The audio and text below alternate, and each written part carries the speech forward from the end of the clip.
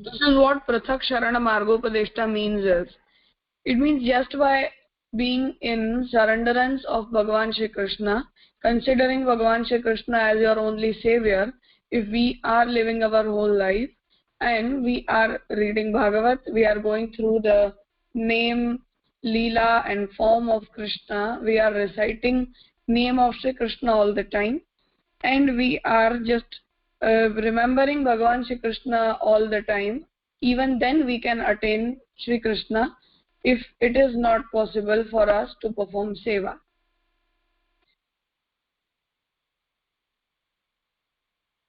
So independently, even Sharan Marga is a method for attaining Bhagavan.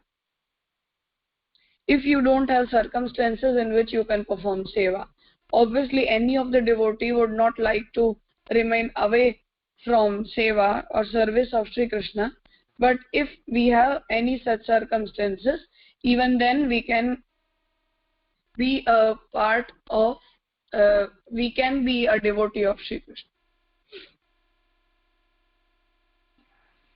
So the other question arises, I was thinking about this, when I think about this, the other question arises, like if the goal is to attain Sri Krishna and to do the devotion of Sri Krishna by following Sharan Marg or Shamarpan, the result is like the result, if we look at the fruit is the same, right? I mean, the one who follows the Sharan Marg gets the different result, and the one who follows the Samarpan, the one who follows or takes the Samarpan Diksha and follows that way, then the fruit is not a different, it is the same, just to attain the Sri Krishna. Then why then there are two Dikshas required? The fruit is same, but the person who is going through the Sharan Marg, it will be very difficult for him to dedicate himself towards Sri Krishna, because everything would be just a mental perception and nothing is possible, nothing is physically possible for him. For a person who is having Sharana Diksha and is performing Seva of Sri Thakurji, he can do everything, he can dedicate everything, he can involve his lifestyle with Sri Krishna. But for the person who is not having Samarpana Diksha, it will be very difficult for him to attain Sri Krishna or concentrate his mind towards Sri Krishna, because nothing is possible for him physically. He cannot use his sensory organs in service of Sri Krishna. He cannot use his materials he is using in the seva of Sri Krishna. Everything is just a mental perception for involving Krishna in his lifestyle. So it is difficult. Now, what's the use of two Diksha is this, that first of all, I will have Sharana Diksha, and this is the learning period for me in which I am accepting Krishna as my savior, but I am trying to concentrate my mind towards Sri Krishna. I am trying to involve myself with Krishna. So this is the first step for us. And when we find that we are ready for dedicating ourselves to Sri Krishna, at that moment we can have Samarpan Diksha and start performing seva. And for example, if I am not ready, because of any of the reason, if I feel that I am not ready for performing seva, then I can be just a Sharana Margi, or can just have Sharana Diksha by accepting Sri Krishna as my savior.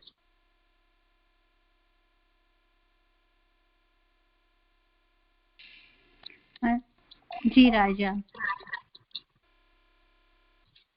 For both the marg, as Mahaprabhuji explains in Bhaktivardhini, Sevayam va kathayam va yasya sakti drada bhavet yavat jivam tasya nasho natva piti matir mama.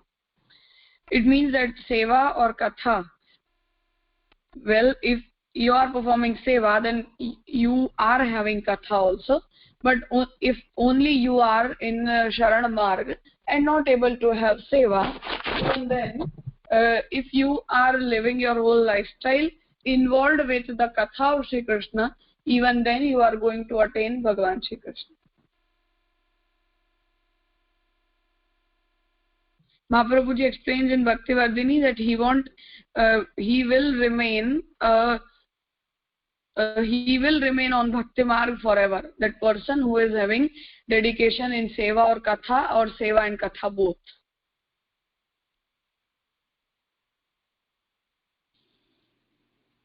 Ji Raja. Okay. Anything else?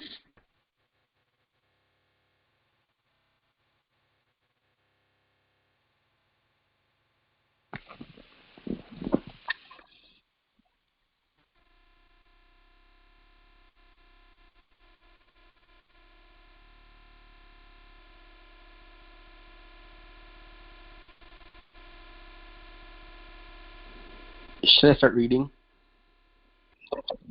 Yes. Okay, so should I summarize yesterday's topic first?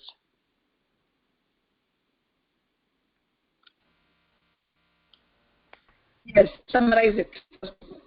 Okay, so yesterday you learned that Sri Mahaprabhuji's descendants have responsibility for giving the initiation for two Pushti Jivs. And they should do this by following the rules that Sri Mahaprabhuji has explained. So this would mean that like Guru should not like have plans for like furthering their personal agenda, which could mean that like they don't want to have like lots of devotees, like selfish motives, or like to like gain money from giving initiation. It should also like the Guru should also like have a feeling that Shri Mahaprabhuji will like bring the Jiv to Bhagwan, and that the role is to simply like, keep like the Jiv on the path, and like Shri Mahaprabhuji will like do the rest. We also learned that by entering into the Sampradaya, it won't produce change, and like by having initiation, unworthy initiation, then unworthy initiation, there won't be like any fruit of doing seva.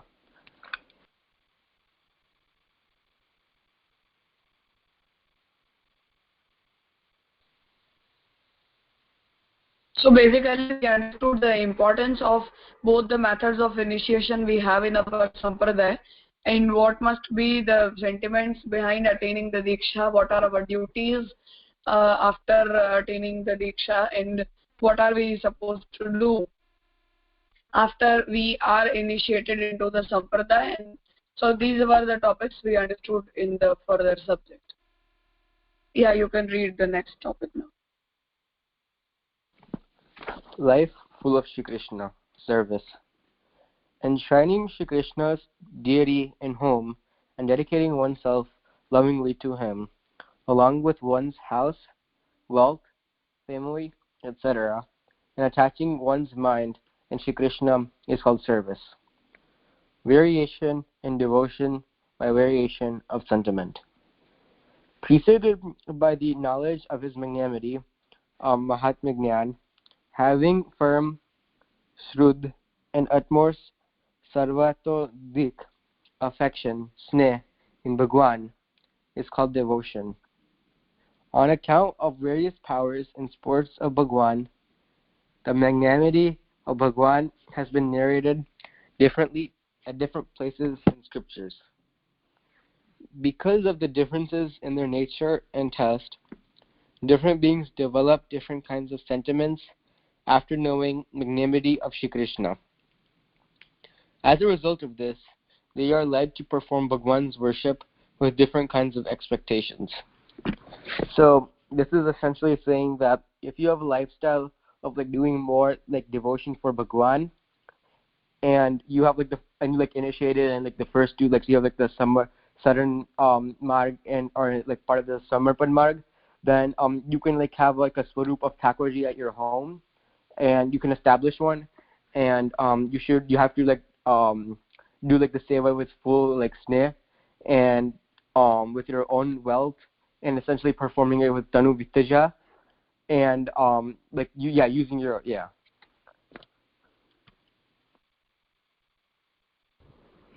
So we understood in the last topic that we have two methods of initiation in our sampradaya. The first one is Sharana Diksha and second one is Samarpan Diksha.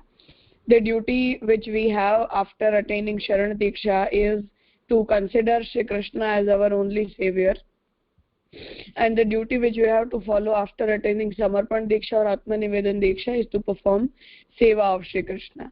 So here what explained is that first of all we must have Brahma Sabandha Diksha, Samarpan Diksha, and after Samarpan Diksha we have the deity of Shri Krishna in our house, and we dedicate ourselves to him along with our family, our house, our wealth, etc. And when we attach our mind with Shri Krishna, it is known as Seva. Means purposefully, when we want to attain Shri Krishna, when we want to concentrate our mind on Krishna, at that moment, during with this sentiment, we try to involve ourselves with Krishna. We try to involve our each and every material and each and every object, including family member, whatever we use and whatever we have as on which I have my ownership, we must dedicate all those materials to Shri Krishna. This is what we call as Seva.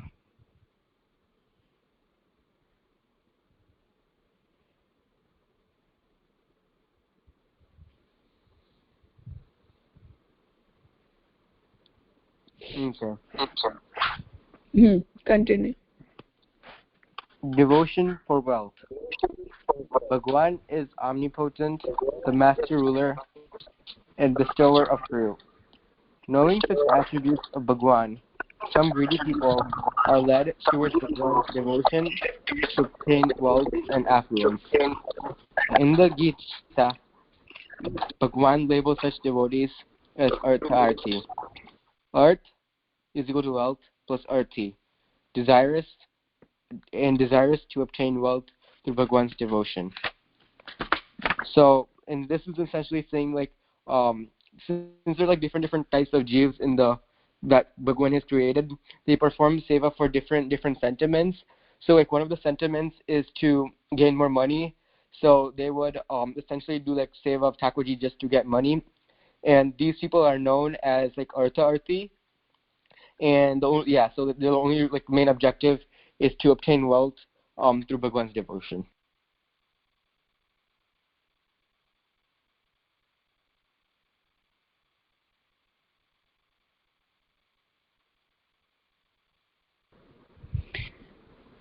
In the Siddhanta Muktavali, Sri Mahaprabhuji has explained the varieties of devotees, in which Mahaprabhuji explains that some people are such who want to attain salvation or moksha, and therefore they are devotees of Shri Krishna. Means they have devotion towards Shri Krishna with this sentiment that they want to attain salvation. Some are devotees for attaining wealth. Means they want Bhagavan would fulfill their desires, as what happened with Sudama. Now, Sudama didn't want to attain wealth, but his wife wanted that if you have Krishna as your friend, then ask him to make us free from the condition in which we don't have a single penny, we don't even have food to eat. So Sudama didn't have such intention, but even though, because of his wife, and because Sudama was a very clean-minded person, he was very sattvic, he didn't even ask for a single rupee from Shri Krishna. Bhagavan understood his condition, and then Bhagavan provided him everything. So the mentality of attaining everything from Bhagavan, expectations from Bhagavan that he would fulfill each and every desire of ours, is that person is known as Artha-Arthi. The one who wants to attain, complete his desires from Bhagavan. The one who wants to accumulate money from Bhagavan.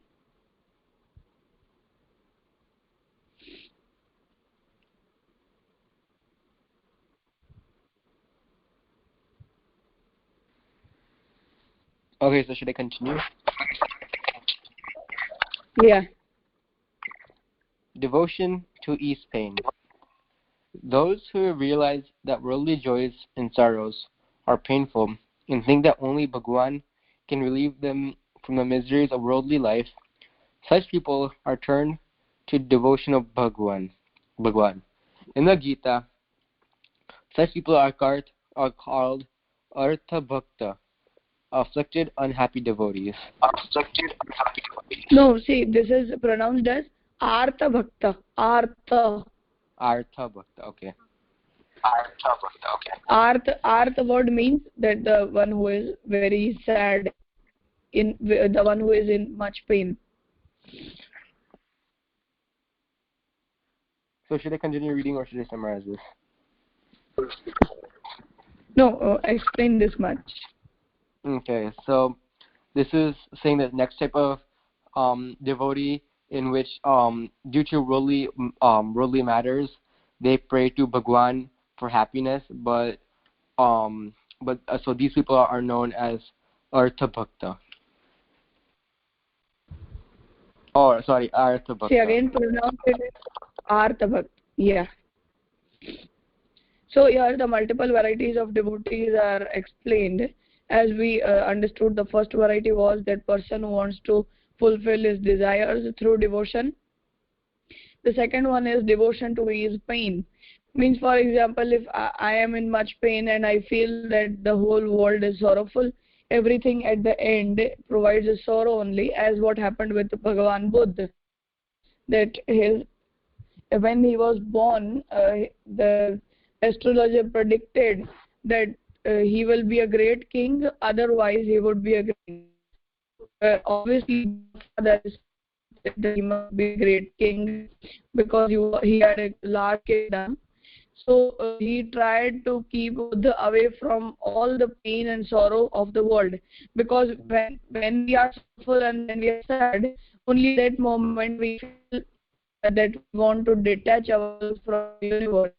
So his father tried to keep him happy. He tried to show him all the happiness of the universe, and he kept him away from all the realities of life. But still, once Buddha felt that he wanted to go through, he wanted to see his kingdom. So when he was going through the kingdom, he saw all the sorrow, pain of the life. Once he saw a person who was having a miserable pain in his body. He was facing some great disease. The second person he saw was very old. He was not even able to walk. Dead body going for cremation. So when he saw all these things, he felt that I never saw any pain in life, but actually the whole world is sorrowful, and everyone at the end is going to die. Everyone has some pain in their life, and the whole life, even if we spend our whole life happy, at the end we have to face this sorrow. So with such sentiments, Buddha was in much grief, and then he decided to leave the house and detach himself from the universe. So the thing is that when we see pain and when we sorrow, we feel that we must detach ourselves from the universe and nothing is of any use anymore. So such a person who in his mindset wants to detach himself from the universe, when he becomes a devotee of Bhagavan, then he wants to attain salvation, he wants to leave the universe and he wants to attain salvation through Bhagavan. So that person is a person who becomes a devotee of Bhagavan to ease his pain.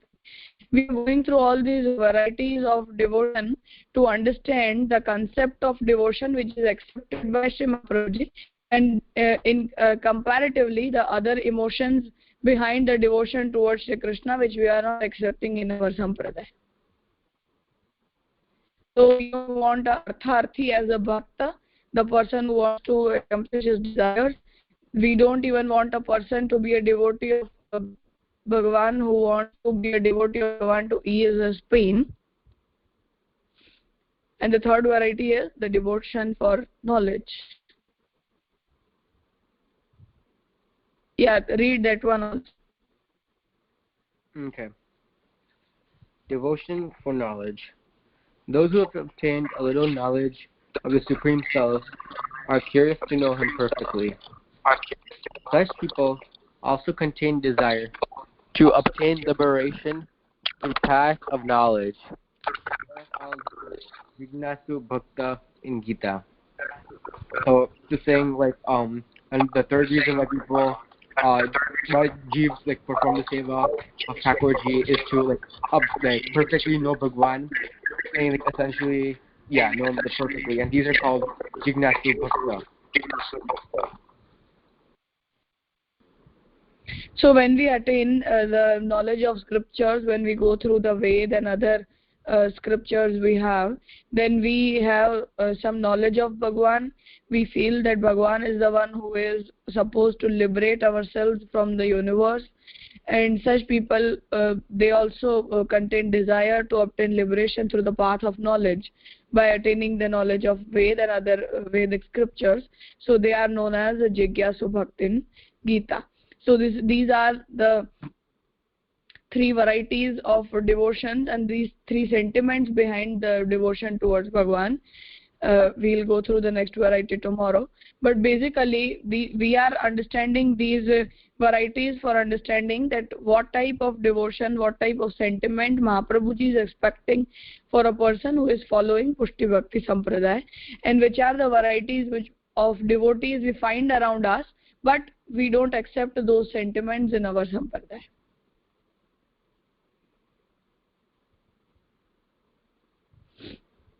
Okay, so let us conclude here today. Sorry for joining late. I was having some connectivity issues. We'll be continuing tomorrow. Okay,